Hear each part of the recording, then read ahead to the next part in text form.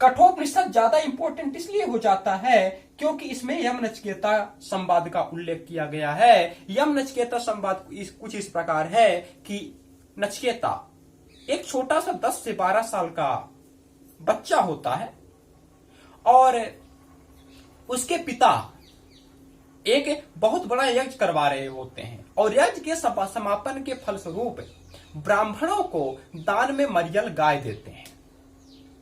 तो नचिकेता देखता है कि पिताजी ने ब्राह्मणों को मरियल गाय दिया है जो कि मरणासन्न थी, दूध देने में असमर्थ थी, सही तरीके से खाना खाने में असमर्थ थी, यानी कि वृद्धावस्था को प्राप्त कर चुकी थी।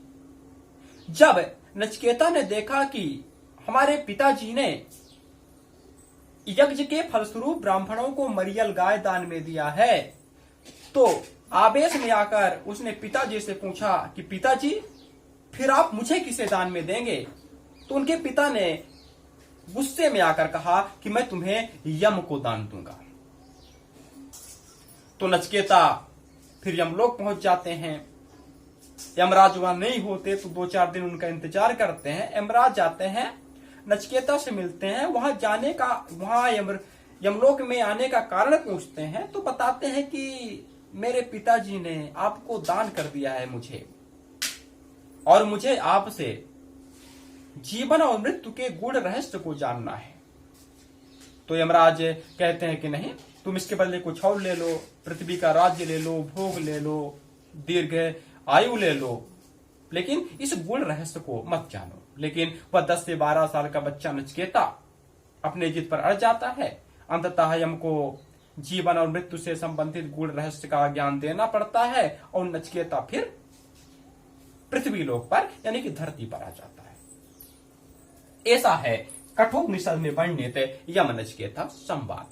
तो हम प्राचीन भारत के इतिहास के अंतर्गत वैदिक सभ्यता को पढ़ रहे थे। वैदिक सभ्यता की जानकारी जिन साहित्यों से मिलते हैं उन्हें वैदिक साहित्य कहा जाता है, हमने बताया था। अब वैदिक साहित्य के अंतर्गत जितने भी ग्रंथ आते हैं उनमें से हमने वेदों को पढ़ना शुरू किया था। ऋग्वेद जो कि पहला वेद है उसके संबंध में विशेष जानकारियां हमने जुटा लिया था। अब दूसरे वेद यजुर्वेद की ओर चल रहे हैं। यजुर्वेद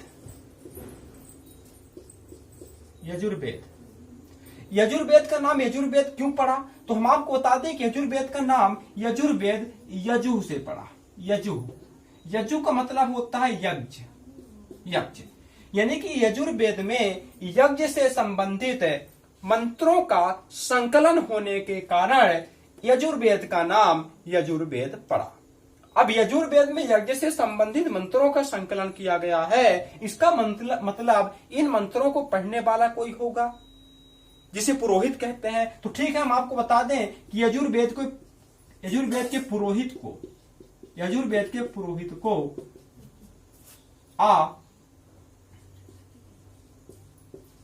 अधुर्य कहते हैं। क्या कहते हैं? अधुर्य कहते हैं। तो ठीक है, यजुर्वेद के पुरोहित को बता देंगे कि अधुर्य कहते हैं। यजुर्वेद का नाम यजु यानी कि यज्ञ से पड़ा था। ठीक है, यजुर्वेद के ब्राह्मण ग्रंथ कौन कौन से हैं? तो बता दें कि यजुर्वेद के ब्राह्मण ग्रंथ तो कई हैं, लेकिन प्रतियोगी परीक्षा की दृष्टिकोण से जो ब्राह्मण ग्रंथ हैं वो 2 हैं। कौन कौन से? तैतरीय और दूसरा है शतपथ। तो ठीक है, हमने बताया यजुर्वेद के 2 ब्राह्मण ग्रंथ हैं, तैतरीय और शतपथ ब्राह्मण ग्रंथ।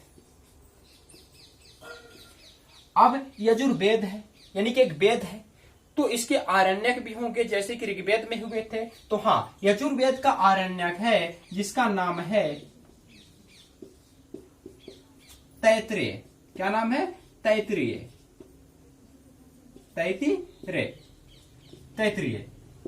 तो ठीक है, यजुर्वेद के एक ब्राह्मण ग्रंथ का जो नाम है तैतरीय, वही नाम इसके आरण्यक का है तैतिरेय।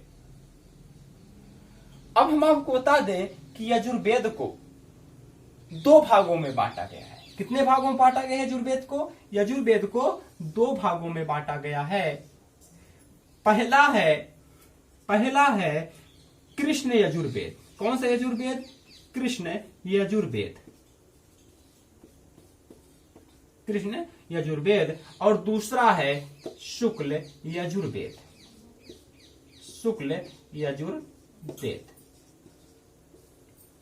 एक चीज और, यजुर्वेद के उपवेद का नाम धनुर्वेद है, ध्यान रखना, भूलना नहीं।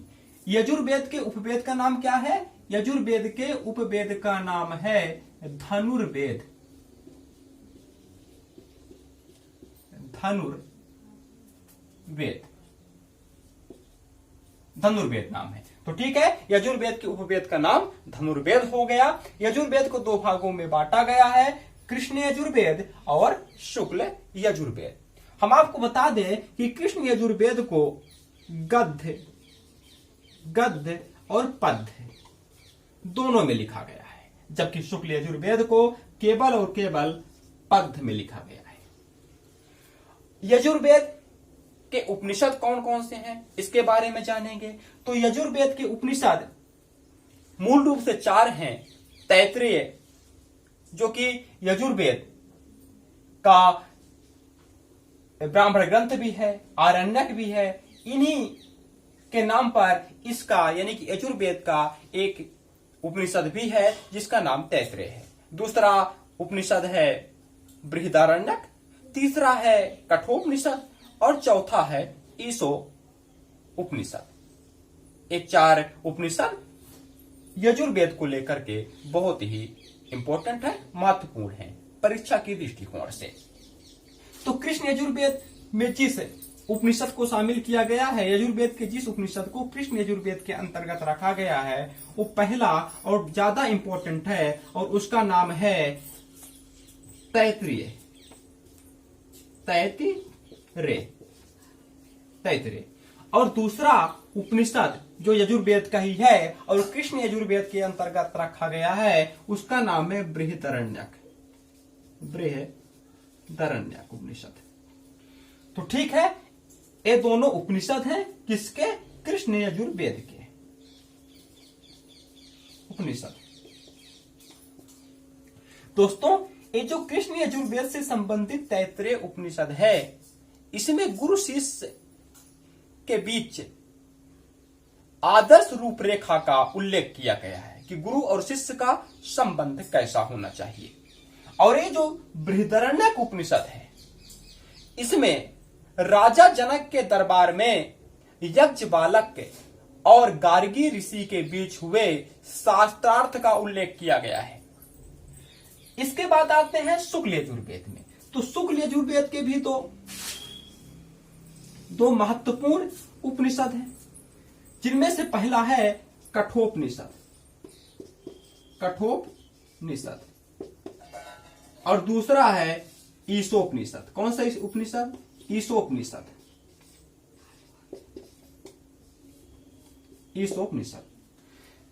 तो शुक्ल यजुर्वेद के अंतर्गत जो 2 उपनिषद हैं, उनमें से पहला और इंपॉर्टेंट है, बहुत इंपॉर्टेंट है कठोपनिषद। आपसे पूछा जा सकता है कि कठोपनिषद को किस वेद के अंतर्गत रखा गया है, तो बता देंगे कि कठोपनिषद यजुर्वेद का उपनिषद है। लेकिन कहीं ऐसा पूछ ले कि कठोपनिषद शुक्ल यजुर्वेद और कृष्ण यजुर्वेद में से किस यजुर्वेद का उपनिषद है, तब बताएंगे शुक्ल यजुर्वेद।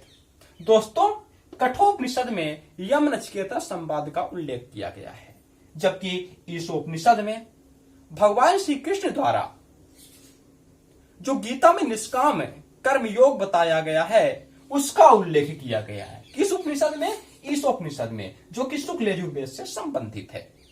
ठीक है, कठोपनिषद शुक्ल यजुर्वेद से संबंधित है, जिससे यम नचिकेता संवाद का उल्लेख किया गया है। ईशोपनिषद शुक्ल यजुर्वेद से संबंधित है, जिसमें कि निष्काम कर्म योग का उल्लेख किया गया है। ये कृष्ण यजुर्वेद के जो 2 इंपॉर्टेंट उपनिषद हैं, वो है तैत्तिरीय और बृहदारण्यक।